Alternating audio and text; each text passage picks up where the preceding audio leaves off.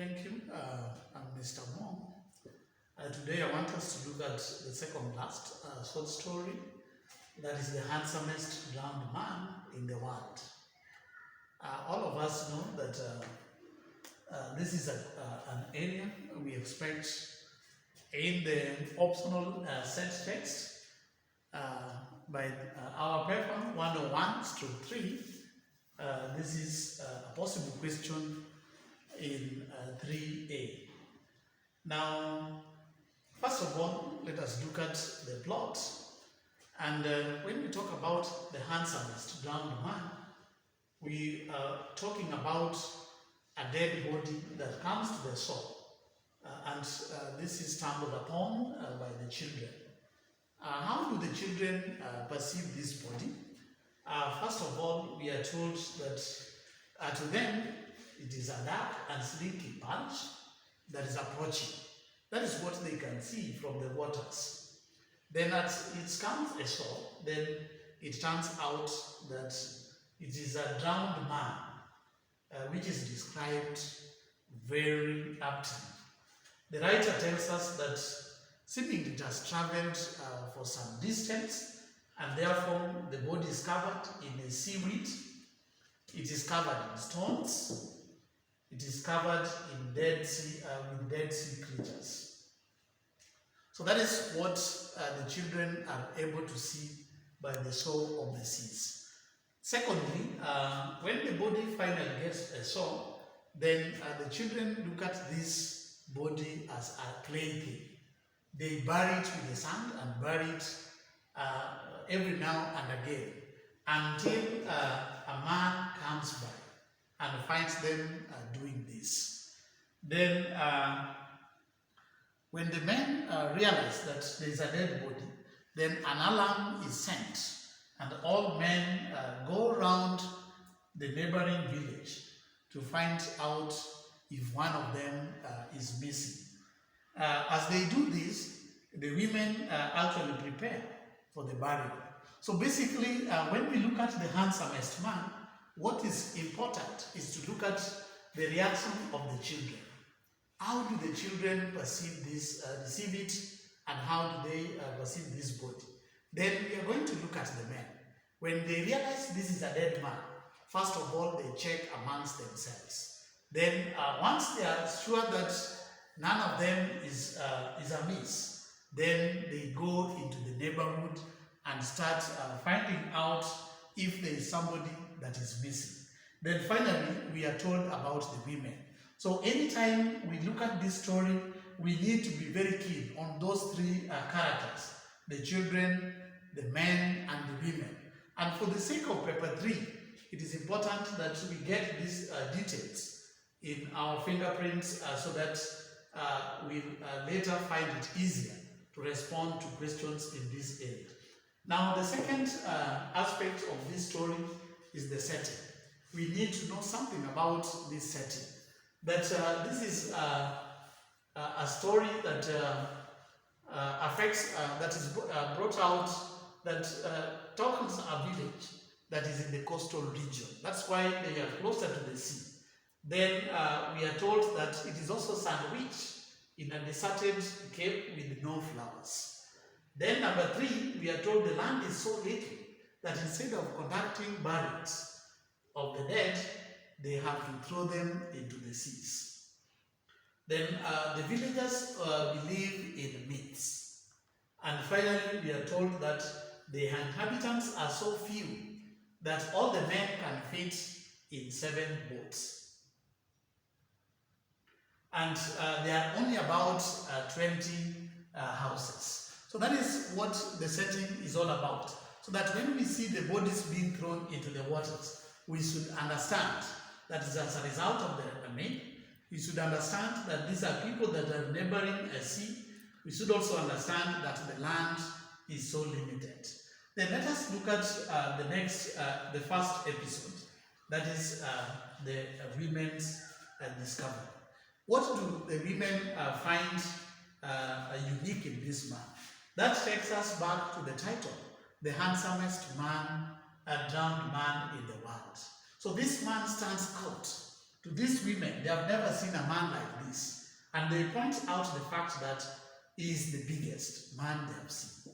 They point out the fact that when they look at him, they see that he is the strongest looking man. Then they tell us that he is the most virile. And above all, they are saying he is the handsomest. So these are women that are comparing this man vis-a-vis their men. And they find that he has an edge over their men. He's a better man than their men. And that's why they are so fun, that's why they are so much interested in the man. No wonder by the end of it all, when they look at this man and compare to their scenario, supposedly you would have visited them, then where would he have seated? Supposedly you would have visited them. Would he have fitted into their ceilings, the door ceilings, the beams, and all that? And they are telling us that if he paid them a visit, then he would be embarrassed because the chair would break, because the beds would not fit him, because even in death, there is no table that is strong enough that can carry him. No wonder we learn that their treatment of this man is captured in the word of awe. Because of this, they decided to give him a name. However, they are also divided when it comes to naming him. The older women relate him to the legendary Esteban. The younger women would want him named Lautaro.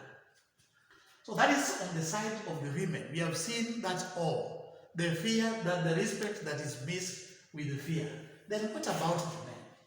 The men are full of envy because this is a man that is far much better than them. But they rationalize. When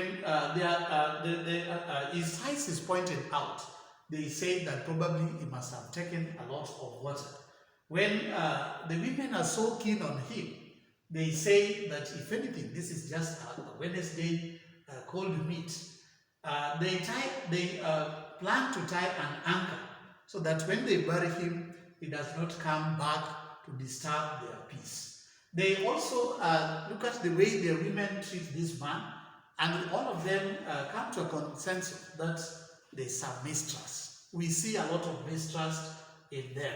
And in conclusion, we just say that they are angry towards their women who are doing their best to accommodate this dead man. Finally, in the episodes, we are seeing that the coming of this man, as much as these people, the men and the women, were divided, later on, when finally it is named Esther, then all of them are united towards this dead man, and all would want to accord him a decent burial.